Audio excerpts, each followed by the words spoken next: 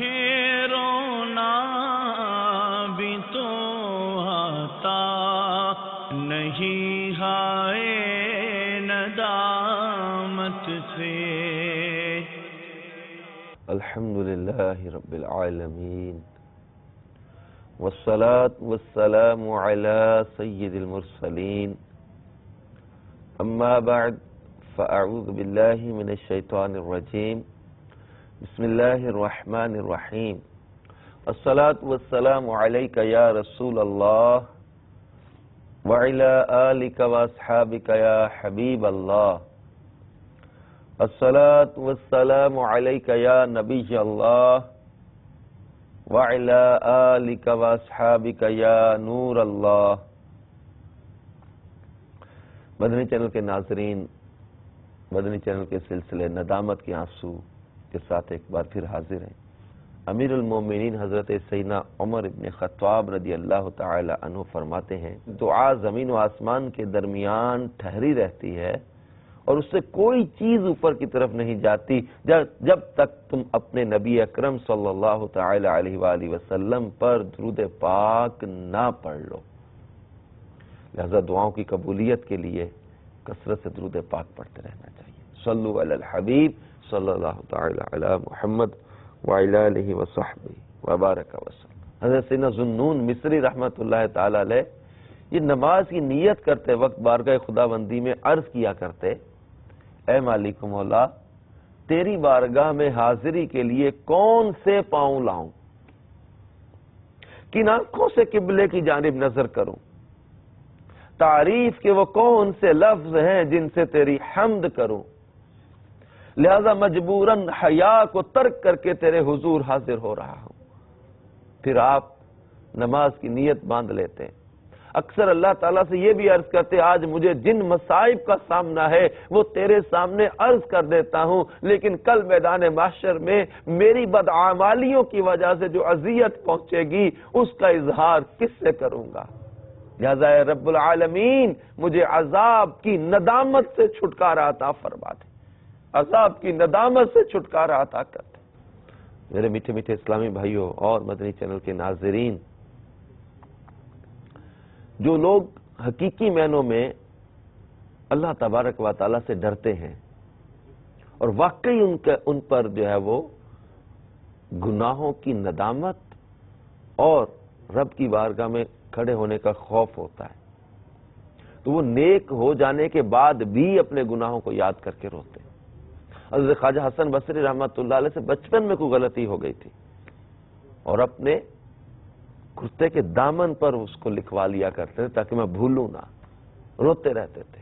ساری زندگی کسی نے آپ کو غفلت کے ساتھ ہنستے نہیں دیکھا، روتے رہتے تھے، روتے رہتے تھے۔ پوچھا گیا کہ حسن بصری رحمۃ اللہ تعالی علیہ اتنا کیوں روتے ہیں؟ 40 سال تک نہیں ہنسے۔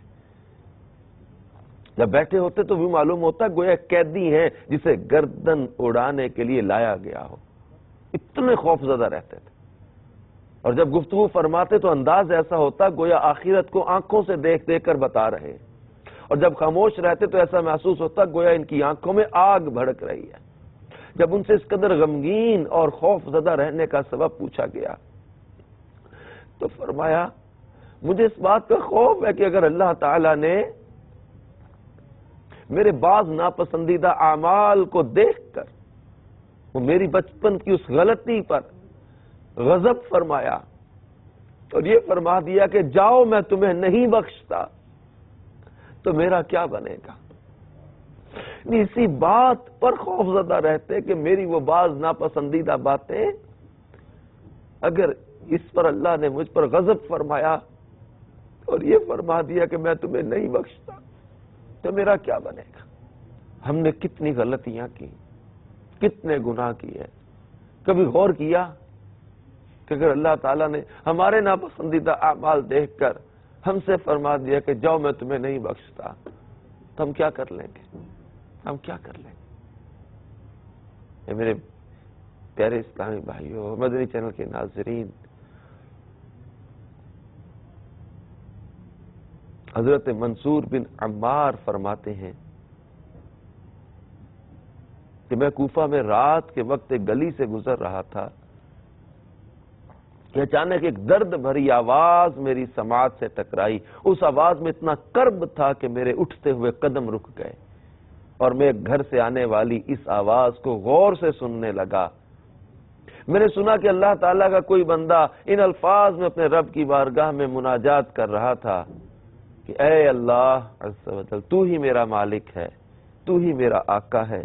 تیرے اس مسکین بندے نے تیری مخالفت کی بنا پر سیاہکاریوں اور بدکاریوں کا ارتکاب نہیں کیا، بلکہ نفس کی خواہشات نے مجھے اندھا کر دیا تھا اور شیطان نے مجھے غلط راہ پر ڈال دیا تھا، جس کی وجہ سے میں گناہوں کی دلدل میں پھنس گیا. اے اللہ، اب تیرے غضب اور عذاب سے مجھے کون بچائے گا؟ حضرت منصور بن عمار کہتے ہیں، یہ سن کر میں نے باہر سے کھڑے کھڑے یہ آیت کریمہ پڑھی، یا ایھا الذین آمنوا قوا انفسکم واہلیکم نارا وقودھا الناس والحجارہ علیہا ملائکۃ غلاظ شداد لا یعصون اللہ ما امرہم ویفعلون ما یؤمرون. اے ایمان والو، اپنی جانوں اور اپنے گھر والوں کو اس آگ سے بچاؤ جس کے ایندھن آدمی اور پتھر ہیں، اس پر سخت کرے یعنی طاقتور فرشتے مقرر ہیں جو اللہ کا حکم نہیں ٹالتے اور جو انہیں حکم ہو وہی کرتے ہیں. جب اس نے یہ آیت سنی کہ جس میں اللہ تبارک و تعالی نے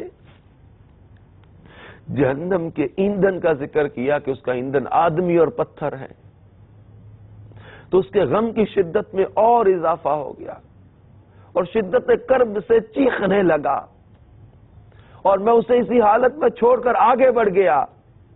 دوسرے دن صبح کے وقت میں دوبارہ اس کے گھر کے قریب سے گزرا تو دیکھا کہ ایک میت موجود ہے اور لوگ اس کے کفن و دفن کے انتظام میں مصروف ہیں. میں نے ان سے پوچھا کہ یہ مرنے والا کون تھا؟ تو انہوں نے جواب دیا کہ مرنے والا ایک نوجوان تھا جو ساری رات خوف خدا کے سبب روتا رہا اور سحری کے وقت انتقال کر گیا. ہم پر کبھی ندامت کا غلبہ ہوا؟ ہم نے کبھی سوچا کہ اپنے رب کی نافرمانیاں کیوں کی؟ ہم نے کبھی سوچا کہ ہم نے اپنی زندگی کے ایام کیسے گزار دیے؟ ہم نے کبھی سوچا کہ ہمارے شب و روز کیسے گزر گئے؟ ہماری بدعمالیاں، ہماری سیاہکاریاں، ہماری بدکاریاں کس سبب سے ہوئیں؟ کبھی ہم نے اس پر محاسبہ کیا، فکر مدینہ کی؟ کبھی ہم نے غور و فکر کرنے کی کوشش کی کہ میں نے یہ کام کیوں کیے؟ کبھی ہم نے غور کیا کہ ہمارے نازک بدن جو معمولی گرمی برداشت نہیں کر سکتا، قبر کی گھبراہٹ کو کیسے برداشت کرے گا؟ ہمارے معمولی بدن معمولی مچھر کے ڈنک کو برداشت نہیں کر پاتا، قبر کے اندر سانپ اور بچھو اگر آ گئے تو کیا بنے گا؟ کبھی ہم نے غور کیا ہمارا یہ کمزور بدن جو معمولی سی دوپہر کی شدت کی گرمی میں ننگے پاؤں اگر فرش پر رکھنا پڑ جائے تو اس وقت گرمی کی شدت کو برداشت نہیں کر پاتا، میدان محشر میں جب سورج 1.25 میل کے فاصلے پر ہوگا اس وقت یہ ننگے پاؤں اپنے اعمال کا حساب دینا ہوگا. فرمایا ثم لتسألن یومئذ عن النعیم، اس دن ایک ایک نعمت کے بارے میں پوچھا جائے گا زندگی کیسے گزاری، جوانی کیسے گزاری، مال کہاں سے کمایا، کہاں خرچ کیا، اپنے علم پر کتنا عمل کیا، ہم نے کیا تیاری کی، ہم نے کیا اس کے لیے غور و فکر کیا. اپنے گناہ کرتے اپنے دوستوں میں فخر کے ساتھ لذتیں لے لے کر گناہوں کی باتیں سناتے، مزے لیتے، چسکے لیتے. ہماری معمولات تو یہ بن گئے نوجوانوں کے.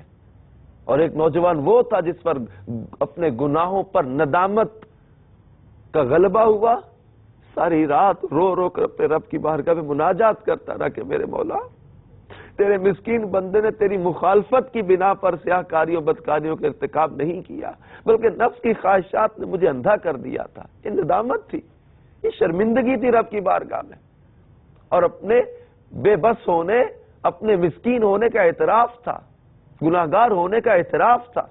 مولا میں گناہگار ہوں، میں مجرم، بھاگا مجرم حاضر ہے تیری بارگاہ میں مولا.